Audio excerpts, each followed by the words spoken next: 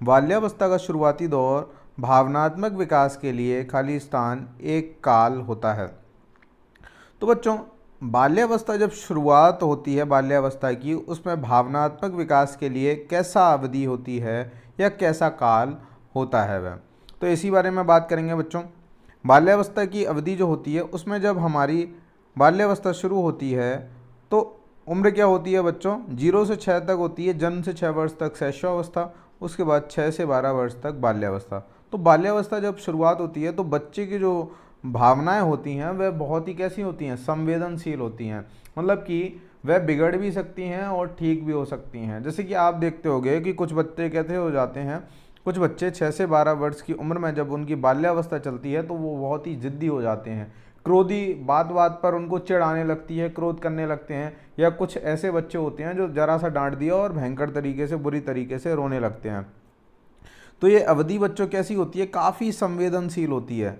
इसमें बच्चा कैसा होता है कि भावनाएं उसकी बहुत ज़्यादा आहत भी हो सकती हैं। जैसे किसी पिताजी ने डांट दिया तो कहो वो जिद पकड़ कर बैठ जाए या वह ज़्यादा गुस्सा हो जाए। तो इस तरीके से बहुत ही संवेदनशील, सेंसेशनल होती है ये अवधि। तो बच्चों, क्या हो जाएगा, भावनात्मक विकास के लिए यह काल कैसा होता है, जब बाल्यावस्था की शुरुआत होती है बच्चों, तो ये बहुत ही संवेदनशील होती है। सुस्त नहीं होता है बच्चों, निष्क्रिय नहीं होता है और परेशानीदायक तो बिल्कुल भी नहीं होता है। इसमें क्या होता है, भावनाएं आहत हो सकती हैं बच्चे की। तो इस तरीके से बच्चों इस क्वेश्चन का राइट आंसर हो जाएगा ऑप्शन नंबर 1। नेक्स्ट क्वेश्चन पर चलते हैं बच्चों। नेक्स्ट क्वेश्चन है हमारा, विकास के संदर्भ में निम्न में से कौन सा कथन सही नहीं है। नहीं है यहाँ पर ज़रूर बच्चों, जब आप ऑफलाइन एग्जाम में जाओ तो इस पर गोला ज़रूर कर लेना, क्योंकि काफ़ी सारे बच्चे इस नहीं को भूल जाते हैं और यहाँ पर पॉजिटिव पॉइंट्स दिए रहते हैं। और ज़्यादातर एग्जामिनर क्या करता है कि फर्स्ट पॉइंट पॉजिटिव ज़रूर देता है, कि बच्चा ने देखा फर्स्ट पॉइंट और उसने टिक लगाया और निकल लिया, जिससे क्या हो जाता है बच्चों, वह क्वेश्चन रॉन्ग हो जाता है और कुछ सारे जो बच्चे होते हैं, काफ़ी सारे, उनके क्या होते हैं, नंबर्स ख़राब हो जाते हैं। तो बच्चे किसके तरीके से, विकास के संदर्भ में, तो देखते हैं बच्चे अलग अलग दर गति पर विकसित होते हैं। तो बच्चों बिल्कुल, कुछ बच्चों की लंबाई क्या होती है, जल्दी बढ़ जाती है और कुछ बच्चों की लंबाई जो होती है देर में बढ़ती है। कुछ बच्चों में समझ जल्दी आ जाती है, कुछ बच्चों में समझ 18 वर्ष के हो जाते हैं, 25 वर्ष के हो जाते हैं, तब भी नहीं आती है। तो बच्चों हर किसी का विकास जो होता है अलग अलग दर से होता है। तो ये कैसा है, सही बात है। हमें कैसी चाहिए, निगेटिव बात चाहिए है, तो ये पॉजिटिव पॉइंट है। फिर बच्चों विकास क्रमिक रूप में या क्रमिक रूप से होता है। तो बच्चों विकास पहले शैशवावस्था में होता है, फिर बाल्यावस्था में होता है, फिर किशोरावस्था में होता है, और सब में अलग अलग तरीके से, क्रमबद्ध तरीके से होता है। जैसे शैशवावस्था में एकदम से शारीरिक विकास होता है, 3 साल तक बच्चा काफ़ी बड़ा हो जाता है। फिर बाल्यावस्था में धीमे धीमे बड़ा हो जाता है।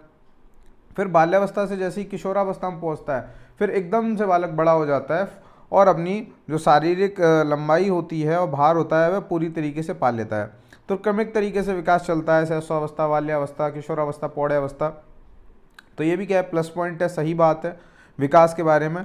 और विकास के बारे में ये भी सही बात है। हमें निगेटिव पॉइंट ढूंढना है बच्चों। विकास अपेक्षाकृत रूप से व्यवस्थित होता है, मतलब कि यह व्यवस्थित रूप से होता है। शैशवावस्था में हुआ भावनात्मक, संज्ञानात्मक, और फिर आपका बाल्यावस्था में हुआ, फिर किशोरावस्था में हुआ, फिर आपका किस में हुआ, प्रौढ़ावस्था में हुआ। तो विकास जो है व्यवस्थित रूप से होता है, ठीक तरीके से। तो ये भी क्या है, पॉजिटिव बात है। विकास हमेशा अनिरंतर होता है। अनिरंतर का मतलब होता है अक्रमबद्ध तरीके से, मतलब कि क्रम से नहीं होता हो। यानी कि बच्चों शैशवावस्था वाला विकास किशोरावस्था में हो और किशोरावस्था वाला विकास शैशवावस्था में हो जाए, मतलब कि बिना क्रम से। अनिरंतर का मतलब होता है बच्चों बिना क्रम से हो। तो बच्चों विकास क्रम से होता है, अनिरंतर मतलब कि बिना क्रमबद्ध तरीके से तो नहीं होता है। तो बच्चों ये क्या हो जाएगा, निगेटिव बात हो जाएगी। और यहीं पर हमें क्या मिल गया, अपना आंसर। यहाँ निगेटिव पॉइंट पूछ रहा था, तो इस तरीके से बच्चों इस क्वेश्चन का राइट आंसर क्या हो जाएगा, ऑप्शन नंबर 4 हो जाएगा। नेक्स्ट क्वेश्चन पर चलते हैं प्यारे और न्यारे बच्चों। नेक्स्ट क्वेश्चन है हमारा क्वेश्चन नंबर 3। निम्न में से कौन सा केवल वंशानुगत कारकों से निर्धारित होता है। तो वंशानुगत कारक मतलब जेनेटिक कारक जो होते हैं। तो बच्चों आँखों का रंग आप देखते होंगे कि अलग अलग माता पिता की जैसे आँखें हल्की सी नीली सी हैं, तो बच्चे की भी जो आँखें होंगी वो नीली सी होंगी, या उसकी ब्राउन सी हैं तो बच्चे की आँखें कैसी होंगी, ब्राउन जैसी होंगी। तो आँखों का रंग क्या होता है, आनुवांशिक कारकों द्वारा निर्धारित होता है। समझ का स्तर बच्चे में स्वयं आता है, और फिर बच्चों रुचि जो होती है वह स्वयं से आती है उसमें, और भावनात्मक परिपक्वता भी स्वयं से आती है। मतलब कि ये वातावरण के साथ क्रिया करके ये सभी चीज़ें आती हैं। और आँखों का रंग कहाँ से आता है बच्चों, ये जेनेटिक रूप से आता है। कहाँ से आता है बच्चों, जेनेटिक रूप से आनुवांशिक कारकों द्वारा निर्धारित होता है। जैसे कि माता पिता की आंखें कैसी हैं, ब्राउन हैं, तो बच्चे की आंखें भी कभी कभी आप देखते होंगे कि ब्राउन ही होती होंगी। तो इस तरीके से बच्चों इस क्वेश्चन का राइट आंसर क्या हो जाएगा, ऑप्शन नंबर 1 हो जाएगा। नेक्स्ट क्वेश्चन पर चलते हैं बच्चों। नेक्स्ट क्वेश्चन है हमारा क्वेश्चन नंबर 4। क्वेश्चन नंबर 4 में है बच्चों, जीन प्याजे के संज्ञानात्मक विकास के सिद्धांत के अनुसार बच्चे किस चरण में संक्रियाओं को एकदशी तार्किक क्रम से सोचना शुरू कर देते हैं। तो बच्चों जिन बच्चों को जीन प्याजे की संज्ञानात्मक विकास की अवस्थाएं क्रमबद्ध तरीके से लर्न नहीं है, उनको मैं फटाक से एक ट्रिक के माध्यम से लर्न कराऊंगा। तो आपको बस याद रखना है, सबने पूरी की मूर्ति आपकी। आपको लिखना है सबने पूरी की मूर्ति आपकी। तो बच्चों की यहाँ पर साइलेंट है, सबने से संवेदी अवस्था, पूरी से पूर्ण संक्रियात्मक अवस्था, मूर्ति से मूर्त संक्रियात्मक अवस्था, और आ से औपचारिक या अमूर्त संक्रियात्मक अवस्था। इसकी अवधि होती है 0 से 2, जन्म से 2 वर्ष, 2 से 7 वर्ष, 7 से 11 वर्ष, और ये हो जाएगी 11 से ऊपर वर्ष। ठीक है बच्चों, इसमें बच्चा संवेदनाओं के द्वारा सीखता है। इसमें बच्चे में जीववाद होता है, लेकिन बच्चे में क्या होते हैं, बच्चे में अतार्किक चिंतन, बच्चे में चिंतन होता है, चिंतन का अभाव होता है। ठीक है, और मूर्त संक्रियात्मक अवस्था जो होती है उसमें बच्चे में क्या आ जाते हैं, मूर्त तर्क विकसित हो जाते हैं, जिसके द्वारा बच्चा तार्किक रूप से सोचना शुरू कर देता है। तो बच्चों यहाँ पर क्या पूछ रहा है, बच्चे किस चरण में संक्रियाओं को एकदशी तार्किक क्रम से सोचना शुरू कर देते हैं। तो बच्चों ये जो अवस्था होती है वह मूर्त संक्रियात्मक अवस्था होती है। और बच्चों इसकी अवधि क्या होती है, 7 से 11 वर्ष की इसकी अवधि होती है। इस अवधि में बच्चे मूर्त संक्रियात्मक अवस्था में तार्किक रूप से सोचना शुरू कर देते हैं। चलिए बच्चों नेक्स्ट क्वेश्चन पर चलते हैं बच्चों। नेक्स्ट क्वेश्चन हमारा क्वेश्चन नंबर 5। क्वेश्चन नंबर 5 है, जीन प्याजे के सिद्धांत के अनुसार अपने वातावरण से अनुकूलन की प्रक्रिया में क्या शामिल होता है। अपने वातावरण से अनुकूलन की प्रक्रिया, वातावरण से जैसे ही आप अनुकूलन कर रहे हो दूसरे वातावरण में, तो वह क्या कहलाता है, केवल समावेशन नहीं बच्चों, केवल समायोजन नहीं बच्चों, इनमें दोनों प्रक्रियाएं होती हैं, समावेशन और समायोजन दोनों। ठीक है बच्चों, ना तो समावेशन और ना ही समायोजन, ये भी क्या हो जाएगा, रॉन्ग हो जाएगा। समावेशन मतलब कि एक स्थिति से दूसरी स्थिति में क्या बदलाव करके उसको क्या कर लेना, जोड़ देना। और समायोजन मतलब कि एक दूसरे से, एक स्थिति से दूसरी स्थिति में अनुकूलन कर लेना, मतलब चेंज कर लेना। जैसे कि बच्चों ये वाला जो होता है, ये वाला होता है समावेशन जो होता है। समावेशन में जब बच्ची घर को, जब एक लड़की है, लड़की को घर पे खाना बनाना पड़ता है, तो वह समावेशन कहलाता है। वह घर पे खाना कैसे बना लेती है, अपनी इच्छा के अनुसार बना लेती है। लेकिन जब वह अपने किस में जाती है, ससुराल में जाती है, तो उसको क्या करना पड़ता है, समायोजन करना पड़ता है, उन परिस्थितियों के साथ उसको ढलना पड़ता है, तो वो कहलाता है समायोजन। ये कहलाता है अपने घर पे जब बनाती है तो वह समावेशन कहलाता है। तो इस तरीके से बच्चों इस क्वेश्चन का राइट आंसर क्या हो जाएगा, ऑप्शन नंबर 3। तो वातावरण के साथ क्या करना, अनुकूलन। चलिए नेक्स्ट क्वेश्चन पर चलते हैं बच्चों। नेक्स्ट क्वेश्चन है हमारा क्वेश्चन नंबर 6। क्वेश्चन नंबर 6 में है बच्चों, निम्न में से किस सिद्धांत के अनुसार संज्ञानात्मक विकास और अधिगम में संस्कृति की अहम महत्वपूर्ण भूमिका है। तो बच्चों जहाँ भी संस्कृति आ गई तो आपको कुछ याद आ रहा है, आपको कुछ आ रहा है, लेव वाइगोत्स्की के सामाजिक सांस्कृतिक विकास का सिद्धांत। तो संस्कृति यहाँ भी है, यहाँ भी संस्कृति है। जहाँ भी संस्कृति और समाज मिले आपको केवल लेव वाइगोत्स्की देखना है और क्वेश्चन का आंसर टिक कर देना है। वो 101% क्वेश्चन सही, आंसर सही होगा क्वेश्चन का। तो बच्चों इस तरीके से इस क्वेश्चन का राइट आंसर क्या हो जाएगा, ऑप्शन नंबर 3 हो जाएगा। आपको कुछ नहीं देखनी है, लेव वाइगोत्स्की में हमेशा देता है 1 से 2 क्वेश्चन, समाज और संस्कृति ऑप्शन में देगा और आपको बस टिक लगाना है। चलिए बच्चों नेक्स्ट क्वेश्चन पर चलते हैं बच्चों। नेक्स्ट क्वेश्चन हमारा क्वेश्चन नंबर 7। क्वेश्चन नंबर 7 में है बच्चों, क्वेश्चन नंबर 7 में है, लेव वाइगोत्स्की ने संज्ञानात्मक विकास के सिद्धांत में किसकी अहम भूमिका मानी है।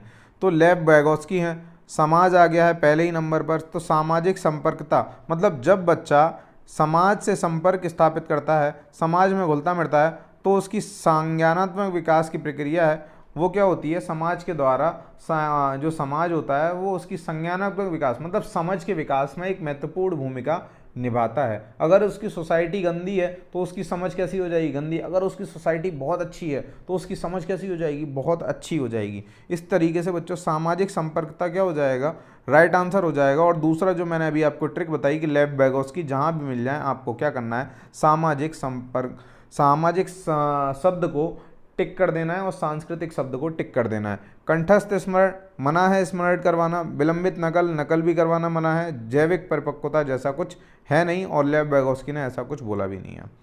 चलिए बच्चों, तो इस तरीके से इस क्वेश्चन का राइट आंसर हो जाएगा ऑप्शन नंबर 1। नेक्स्ट क्वेश्चन पर चलते हैं। नेक्स्ट क्वेश्चन है प्यारे और न्यारे बच्चों क्वेश्चन नंबर 8। क्वेश्चन नंबर 8 में है बच्चों, लॉरेंस कोलबर्ग ने नैतिक तर्क सिद्धांत के अनुसार बच्चे किस चरण में विशेष रूप से और जानबूझकर इस तरीके से व्यवहार करते हैं जिससे माता पिता और अध्यापक सकारात्मक रूप से प्रभावित हों। तो बच्चों, जब माता पिता और अध्यापक सकारात्मक रूप से प्रभावित हों, ऐसा किस चरण में करते हैं? तो बच्चों, ये चरण होता है अच्छा लड़का अच्छा लड़की अभिविन्यास। मतलब बच्चे जो होते हैं इसलिए अच्छे से काम करते हैं कि उनकी प्रशंसा हो, उनकी प्रशंसा हो कि अच्छा लड़का है, अच्छी लड़की है। तो इस तरीके से जब वह काम करते हैं तो माता पिता और अध्यापक क्या करते हैं? उनकी सकारात्मक प्रशंसा करते हैं। तो इस तरीके से बच्चों इस क्वेश्चन का राइट आंसर क्या हो जाएगा? ऑप्शन नंबर 2 हो जाएगा, जब उसके माता पिता और अध्यापक बोलेंगे कि अच्छा लड़का है, अच्छी लड़की है, इस तरीके से चीज़ें। तो जो लॉरेंस कोलबर्ग थे, कोलबर्ग ने 3 अवस्थाएं बताई थी बच्चों, प्री कन्वेंशनल, पोस्ट कन्वेंशनल और कन्वेंशनल और फिर पोस्ट कन्वेंशनल। तो बच्चों प्री कन्वेंशनल के अंदर इन्होंने 2 चरण बताए थे, 2 चरण इन्होंने कन्वेंशनल के अंदर बताए थे और 2 चरण इन्होंने बताए थे पोस्ट कन्वेंशनल के अंदर। कभी कभी आपसे अवस्थाएं होती हैं कितनी बच्चों? अवस्थाएं कितनी होती हैं? 3 अवस्थाएं बताई, उनके अंदर इन्होंने 6 चरणों में विभाजित किया, जिसमें से ये थे अच्छा लड़का अच्छा लड़की, आज्ञा एवं दंड की अवस्था और कानून और व्यवस्था, अभिविन्यास और सामाजिक अनुबंध की व्यवस्था। तो बच्चों इस तरीके से थी ये लॉरेंस कोलबर्ग के नैतिक विकास के सिद्धांत की अवस्था। तो इस क्वेश्चन का राइट आंसर हो गया बच्चों ऑप्शन नंबर 2। नेक्स्ट क्वेश्चन पर चलते हैं प्यारे और न्यारे बच्चों। नेक्स्ट क्वेश्चन है हमारा क्वेश्चन नंबर 9। एक संरचनावाद आधारित कक्षा उपागम में क्या शामिल होना चाहिए? मतलब कि एक कैसी है? क्रिएटिव क्लास है। तो इस क्लास में क्या करना चाहिए? तो उच्च अध्यापक शिक्षार्थी अनुपात होना, मतलब कि अध्यापक और बच्चे का अनुपात निर्धारित उच्च स्तर पर किया जाए। तो ये क्या हो जाएगा बच्चों? रॉन्ग हो जाएगा, हमें अनुपात से मतलब नहीं है। संसाधन युक्त और मुद्रक संपन्न वातावरण, मतलब कि ऐसा वातावरण उन्हें प्रदान करना है जिसमें भरपूर साधन हो सीखने के लिए, जो शिक्षण अधिगम सामग्री है वह भी भरपूर रूप से हो और बच्चों जो संसाधन है वह भी भरपूर रूप से हो, और मुद्रक संपन्न वातावरण ऐसा जहाँ पर आर्ट वगैरह, जैसे जो कक्षा में दीवारें होती हैं उन पर क्या आर्ट वगैरह बनी हो, तो वहाँ बच्चा क्या होगा, उसकी संरचना मतलब क्रिएटिव लर्निंग कैसी होगी? अच्छी होगी। तो ये क्या है? बेस्ट है एक क्लास के लिए। विद्यार्थियों के बीच प्रतिस्पर्धा को बढ़ावा देना। आप देखते होगे जब कंपटीशन को बढ़ावा देते हैं तो 10 बच्चे हैं जैसे क्लास में, तो 4 बच्चे ऐसे होते होंगे जो चुपचाप बैठे रहते होंगे पीछे, उन्हें कोई मतलब ही नहीं होता है क्लास से, वो कंपटीशन में हिस्सा लेते ही नहीं है। तो प्रतिस्पर्धा कंपटीशन में सारे बच्चे भाग नहीं लेते, तो इससे जो बच्चों की भागीदारी है वो पूर्ण रूप से नहीं हो पाती। तो इसमें संरचनावाद आधारित उपागम को ये फॉलो नहीं करता है पॉइंट। तो इस तरीके से बच्चों ये रॉन्ग हो जाएगा। चर्चा और वाद विवाद पर प्रतिबंध। तो जब बच्चों चर्चा और वाद विवाद पर प्रतिबंध लगा देंगे तो वहाँ क्या होगा? बच्चे के विचार जो हैं वो आदान प्रदान नहीं हो पाएंगे शिक्षक और बच्चों के आपस में। बच्चे जब आपस में विचार विमर्श करेंगे या वाद विवाद करेंगे तो वहाँ क्या होता है? विचारों के आदान प्रदान होते हैं और शिक्षक भी क्या उनके विचारों को सुनता है, फिर उनके विचारों की प्रतिपूर्ति करता है। और जब विचार विमर्श और चर्चा पर वाद विवाद वगैरह पर क्या लगा देंगे? प्रतिबंध लगा देंगे, तो बच्चों का विकास तो फिर होगा ही नहीं और संरचनावादी आधारित उपागम तो यहाँ पर है ही नहीं। तो इस तरीके से ये पॉइंट भी क्या हो जाएगा बच्चों? रॉन्ग हो जाएगा। इस तरीके से बच्चों इस क्वेश्चन का राइट आंसर क्या हो जाएगा? ऑप्शन नंबर 2 हो जाएगा। नेक्स्ट क्वेश्चन पर चलते हैं बच्चों। नेक्स्ट क्वेश्चन है हमारा क्वेश्चन नंबर 10। तो बच्चों ये अगर सेशन आपको अच्छा लगा हो तो प्लीज़ सेशन को लाइक कर दो, चैनल को सब्सक्राइब कर दो, क्योंकि बच्चों इससे हमें मोटिवेशन एनर्जी मिलती है।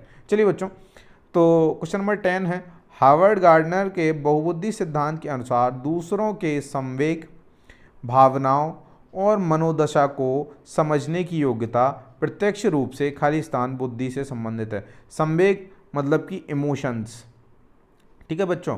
भावनाएं मतलब कि फीलिंग्स, और बच्चों मनोदशा मन की दशा मतलब उसके मन में क्या चल रहा है, और उसके जो इमोशंस हैं मतलब कि जो क्या है उसका व्यवहार हो रहा है नम्र व्यवहार है उसका या क्रोधित व्यवहार है वो, और उसकी भावनाएं फीलिंग्स कैसी हैं, दुखित है या सुखित है। तो इस तरीके इन सब चीज़ों को जानने के, तो बच्चों अंतःवैयक्तिक में क्या होगा, अपने बारे में जानना, स्वयं का ज्ञान करना, तो अंतःवैयक्तिक ये हो जाता है। तो बच्चों ये क्या हो जाएगा, रॉन्ग हो जाएगा। संगीत तो यहाँ पर है ही नहीं तीनों पॉइंट्स में से। जब हम संगीती बुद्धि के बारे में बात करेंगे तो वहाँ पर संगीतज्ञ आएगा, संगीत से जुड़ी हुई चीज़ें आएंगी, तो ये भी क्या हो जाएगा, रॉन्ग हो जाएगा।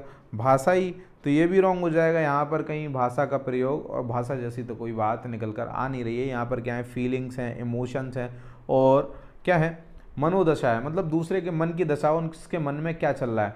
तो ये सब बच्चों क्या होता है, अंतर्वैयक्तिक, मतलब कि इंटरव्यूज़ वगैरह जो होते हैं अंतर्वैयक्तिक, मतलब कि सामने दूसरे व्यक्ति, जो दूसरा व्यक्ति है उसके अंदर झांकना, उसके अंदर। जब इंटरव्यू टेकर झांकता है तो वह क्या करता है, सारी चीज़ें देखता है, उसके इमोशंस देखता है कि वह कैसे इमोशंस में बैठा है, उसकी फीलिंग्स देखता है, और उसके मन की दशा देखता है, और उसका जो पहनावा है वो देखता है। तो ये सारी चीज़ें क्या होती हैं, दूसरे के अंदर झांकना, वह क्या कहलाता है, अंतर्वैयक्तिक। और उसमें ये सारी चीज़ें देखी जाती हैं, आपके संवेग देखे जाते हैं, भावनाएं देखी जाती हैं, और मनोदशा देखी जाती है। वह डायरेक्ट रूप से, प्रत्यक्ष रूप से क्या होता है, अंतर्वैयक्तिक बुद्धि से संबंधित है। मतलब दूसरे सामने वाले व्यक्ति या दूसरे व्यक्ति के मन में झांकना, उसकी भावनाओं को देखना और उसके संवेगों को समझना। तो ये जो बुद्धि होती है वो अंतर्वैयक्तिक बुद्धि कहलाती है। तो बच्चों इस तरीके से हमने 10 नंबर ऑफ क्वेश्चंस इस सेशन में कवर किए। बच्चों इस सेशन को अच्छा लगा हो तो सेशन को लाइक कर दो, चैनल को सब्सक्राइब कर दो प्लीज़, क्योंकि इससे हमें एनर्जी और मोटिवेशन मिलता है। बच्चों ऐसी ही और इम्पोर्टेंट क्वेश्चन भरी क्लास में हम मिलते हैं नेक्स्ट वीडियो में। तब तक के लिए बच्चों बाय बाय।